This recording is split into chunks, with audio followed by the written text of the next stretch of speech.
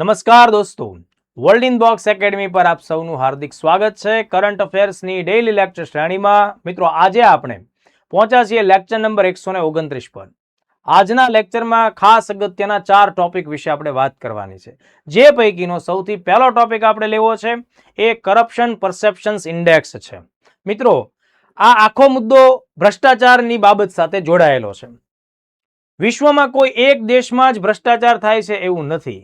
કહેવાય છે કે ભાઈ કાગડા બધે કાળા જ હોય, એ ટાઈપની આખી વાત છે. દુનિયાના 182 દેશોમાં કેટલા અંશે કરપ્શન છે એ અંગેનો એક રિપોર્ટ તૈયાર કરવામાં આવ્યો છે.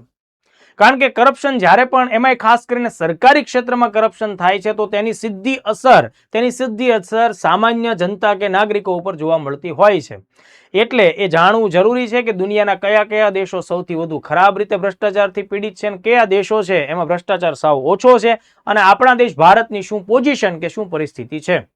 તો સૌથી પહેલા તો આ આખો જે રિપોર્ટ છે એ કઈ સંસ્થા તૈયાર કરે છે? તો જર્મની દેશના બર્લિનમાં આવેલી એક સંસ્થા છે, એનું નામ છે ટ્રાન્સપરન્સી ઇન્ટરનેશનલ. આ એક પ્રકારનું એનજીઓ છે, બરાબર, નોન ગવર્મેન્ટલ ઓર્ગેનાઇઝેશન છે, બિન સરકારી સંગઠન છે, અને વાર્ષિક ધોરણે આ રિપોર્ટ તૈયાર કરે છે. આ વર્ષનો જે રિપોર્ટ છે દોસ્તો, જે ફેબ્રુઆરી 2026માં પ્રકાશિત કરવામાં આવ્યો, તેમાં 2025ની પરિસ્થિતિઓને ધ્યાનમાં રાખીને દુનિયાના 182 દેશોમાં કરપ્શનની શું પરિસ્થિતિ છે એ અંગે ધ્યાન દોરવામાં આવ્યું, પ્રકાશ પાડવામાં આવ્યો. એટલે ટોટલ નંબર ઓફ કન્ટ્રીઝ 182 તમારે ધ્યાને રાખવાના છે. હવે વન બાય વન એક એક વસ્તુ આપણે ધ્યાને રાખવાની, જ્યાંથી પ્રિલિમ્સનો પ્રશ્ન આવી શકે એ બધી બાબતો જોતા રહીએ. પહેલા તો કરપ્શન પરસેપ્શન ઇન્ડેક્સ, તમને સવાલ પૂછાય કે કઈ સંસ્થા દ્વારા બહાર પાડવામાં આવ્યો, તો આપણો જવાબ શું હોવો જોઈએ? Transparency international. આ શું છે? એક પ્રકારનું એનજીઓ છે, વૈશ્વિક સ્તર ઉપર કામ કરે છે. અને આ સંસ્થા, આ એનજીઓ ક્યાં આવેલી છે? જર્મની દેશમાં આવેલી છે. 2025 જે લખેલું છે મિત્રો, બરાબર, એટલે ભલે રિપોર્ટ અત્યારે આવ્યો છે પણ આધાર વર્ષ કયું છે? 2025. 2025માં શું પરિસ્થિતિઓ થઈ, ખાસ કરીને સરકારના ક્ષેત્રોમાં, એના ઉપર ત્યાં રિપોર્ટ તૈયાર થાય છે. હવે જુઓ, આ સીપીઆઈ જે છે એનું મૂલ્ય કેટલું હોય? તો કે ભાઈ 0 થી શરૂ થઈ અને 100 સુધીનું મૂલ્ય ગણવામાં આવે.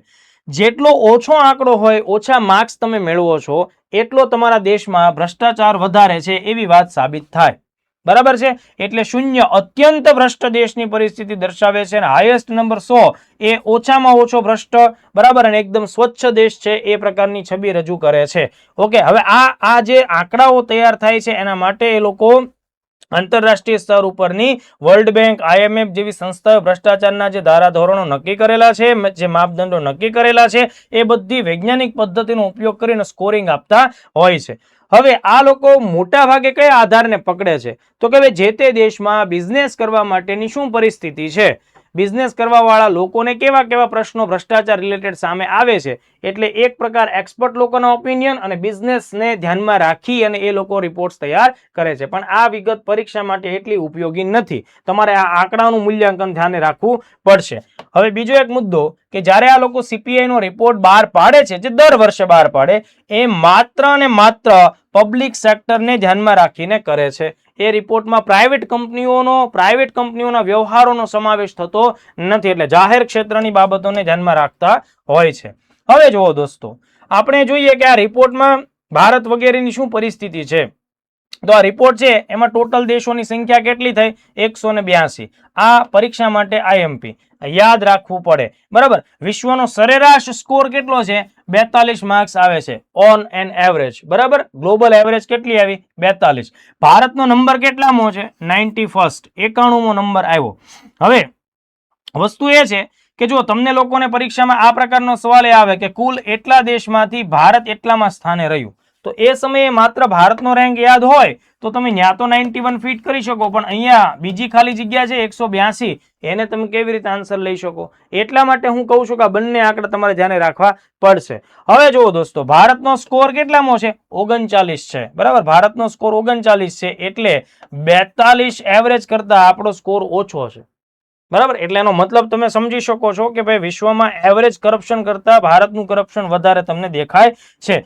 પણ એમ છતાં જુઓ તો તમે 2024નો જે રિપોર્ટ હતો એમાં ભારતનું સ્થાન 96મું હતું, બરાબર છે. એના સ્થાન ઉપર 2025નું સ્થાન છે એ 91મું છે. એટલે ભારતની સ્થિતિમાં 5 રેન્કનો સુધારો થયો છે. એટલે એના પરથી એવું આપણે કહી શકીએ છીએ કે ભારતમાં કમ્પેરેટિવલી છેલ્લા 1 વર્ષમાં ભ્રષ્ટાચારમાં ઘટાડો જોવા મળ્યો છે. એટલે એ બાબતને તમે સારી રીતે લખી શકો. હવે આવા આંકડાઓ તમને યાદ હોય તો તમે લોકો આ આંકડાનો ઉપયોગ મુખ્ય પરીક્ષાઓના ડેટા નિબંધોમાં પણ વાપરી શકો છો, ઇન્ટરવ્યુ વગેરેમાં પણ રજૂઆત કરી શકો છો.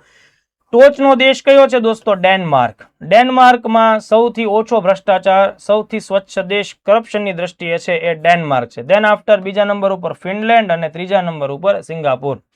સૌથી ખરાબ દેશ છે સાઉથ સુદાન થઈ જાય છે. એટલે ડેનમાર્ક ફર્સ્ટ રેન્ક ઉપર, ભારત 91માં નંબર ઉપર અને સાઉથ સુદાન, દક્ષિણ સુદાન છે એ સૌથી વધુ કરપ્શનમાં જીવવા વાળો દેશ છે. મિત્રો આ જે સાઉથ સુદાન નામનો જે દેશ છે ને એ સુદાન નામના દેશથી અલગ થયેલો છે. એટલે એક દેશ સુદાન છે અને એની નીચે બીજો એક દેશ છે દક્ષિણ સુદાન, બરાબર.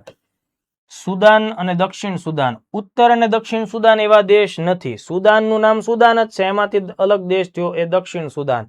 આ દેશ 2011માં અલગ થયો, બરાબર. 2011માં અલગ થયો અને પેટ્રોલિયમથી ફૂલ ભરેલો દેશ છે, બરાબર. પેટ્રોલિયમમાં ખૂબ સારી સંપત્તિ ધરાવતો દેશ છે, પણ ગેરવહીવટને લીધે ત્યાં ખૂબ હિંસા, રમખાણો બધું જોવા મળે છે. ત્યાં કોઈ રોકાણ કરતા પણ જતા નથી, બરાબર. ત્યાંના નાગરિકો પણ આસપાસના દેશોમાં પોતાનો જીવ બચાવીને ભાગે છે. તો આઈ થિંક આ આખો મુદ્દો તમને ખબર પડવી જોઈએ.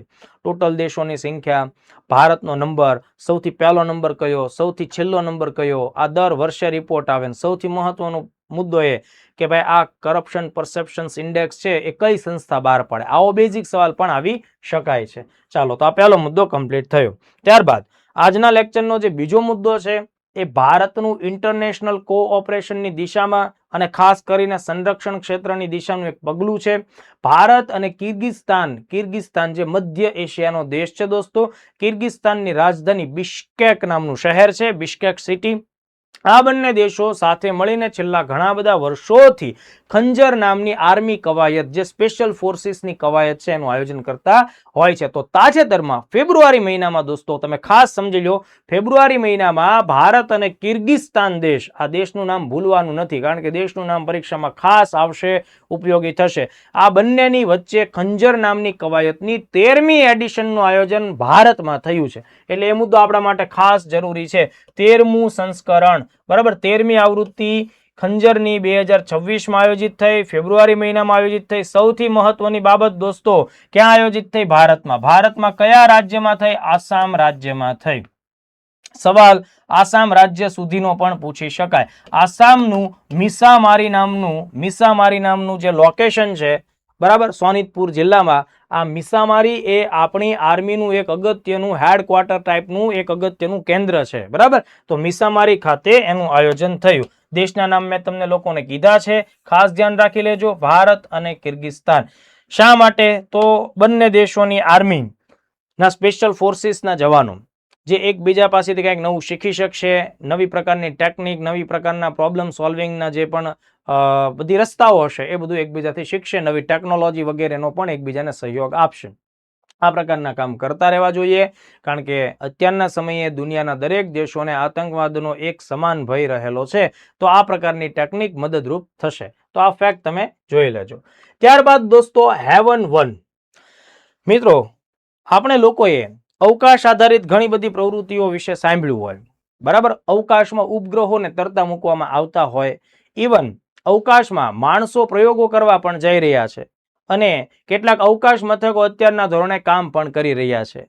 ઓકે, જેમ કે ઇન્ટરનેશનલ સ્પેસ સ્ટેશન, આંતરરાષ્ટ્રીય અવકાશ મથકનું તમે નામ સાંભળ્યું હશે. સુનિતા વિલિયમ્સ પણ ત્યાં ઘણા લાંબો સમય સુધી રોકાયા હતા. ભારતના શુભાંશુ શુક્લા પણ ત્યાં પ્રયોગો માટે કેટલોક સમય ત્યાં રોકાયા હતા 2025માં. એવી જ રીતે ચીનનું એક અવકાશ મથક છે તિયાનગોંગ. તો વર્તમાન સમયમાં આ બે અવકાશ મથક તો ઓલરેડી સ્પેસમાં લો અર્થ ઓર્બિટમાં કાર્યરત છે જ, પણ આજ મારે તમને એક એવી વાત કરવાની છે કે આવતા વર્ષે એટલે કે વર્ષ 2027માં મિત્રો ખાસ સમજજો, આ વર્ષની વાત નથી, આવતા વર્ષે 2027માં અમેરિકાની એક કંપની એવી જાહેરાત કરી છે કે અમે હેવન 1 નામનું, ખાસ ધ્યાન રાખજો, હેવન 1 નામનું એક ખાનગી, કોમર્શિયલ કહી શકાય, ખાનગી પ્રાઇવેટ કહી શકાય એ પ્રકારનું અવકાશ મથક લો અર્થ ઓર્બિટમાં સ્થાપિત કરીશું. આ એક એવી જગ્યા હશે કે જ્યાં 4 જેટલા ક્રૂ મેમ્બર્સ એટલે કે 4 લોકો ત્યાં રહી અને પ્રયોગો બધા કરી શકશે. એટલે અમેરિકાની કંપની છે, એમણે કીધું કે અમે SpaceX ની મદદ લેશું. SpaceX કંપની અમને આ અવકાશ મથક પૃથ્વી ઉપરથી ઊંચકીને લો અર્થ ઓર્બિટ સુધી લઈ જવામાં મદદરૂપ થશે. તો અહીંયાથી પ્રશ્નો આવી શકે છે, કારણ કે વિશ્વમાં આ પ્રકારનું કામ પહેલીવાર બનવા જઈ રહ્યું છે. તમને એમ થાય કે સર ઓલરેડી અવકાશ મથકો તો છે, એમાં પહેલીવાર શું? તો ઇન્ટરનેશનલ સ્પેસ સ્ટેશન હોય કે તિયાનગોંગ હોય, આ બંને જે તે સરકારો દ્વારા સંચાલિત છે, ખાનગી સેક્ટર દ્વારા નહીં. એટલે first time private field commercial space station સ્થાપિત કરવાનું છે. જોઈએ વન બાય વન. હેવન 1 પરીક્ષામાં પૂછાય શું છે? વિશ્વનું પ્રથમ ખાનગી વ્યવસાયિક સ્પેસ સ્ટેશન 2027માં એની સ્થાપના થશે. કોણ કરશે? વાસ્ટ સ્પેસ નામની અમેરિકન કંપની. વાસ્ટ સ્પેસ, બરાબર, વાસ્ટ સ્પેસ નામની અમેરિકન કંપની તેની સ્થાપના કરશે. મેં તમને જણાવ્યું છે એ મુજબ વર્ષ પણ યાદ રાખજો. સ્પેસ એક્સ કંપનીનું ફાલ્કન 9 રોકેટ છે દોસ્તો, એના દ્વારા એને લોન્ચ કરવામાં આવશે અને એક સાથે 4 વ્યક્તિઓ ક્રૂ મેમ્બર તરીકે ત્યાં કામ કરશે. ઓકે, તો જો આ પ્રકારની બધી વિગતો જોવી પડશે, કારણ કે જો અમેરિકા અત્યારના ધોરણે સ્પેસ ફિલ્ડની ઇકોનોમીમાં ખૂબ આગળ છે. એમની પ્રાઇવેટ કંપનીઓ ઉપગ્રહો બનાવવાની, સાથોસાથ ઉપગ્રહોને લોન્ચ કરવાની, ઇવન હવે તો ઇન્ટરનેશનલ સ્પેસ સ્ટેશન બનાવવા માટે પણ આગળ આવી ચૂક્યા છે અને એની તારીખો મતલબ જાહેર કરી દે છે. તો ભારત જેવા દેશે અવકાશની હરીફાઈની અંદર આગળ વધવું હોય તો ખૂબ ઝડપભેર પોતાના પ્રોજેક્ટ્સને પાર પાડવા પડે. ભારત સરકારે પણ એવી જાહેરાત કરી દીધેલી છે કે ભાઈ અમે લોકો પણ વર્ષ 2028 થી 2035ની વચ્ચે ભારતીય અંતરિક્ષ સ્ટેશન BAS ની સ્થાપના કરીશું. બરાબર, તો આ કામ આપણે 28 થી શરૂ કરવાના છે, આ લોકો 27માં આ કામને અંજામ આપવાના છે. એટલે ઇન શોર્ટ કે ભારતે થોડી સ્પીડ વધારવી પડશે. હવે જુઓ દોસ્તો, આ હેવન 1 નું ઇમ્પોર્ટન્સ કેમ આપણી સામે આવે છે?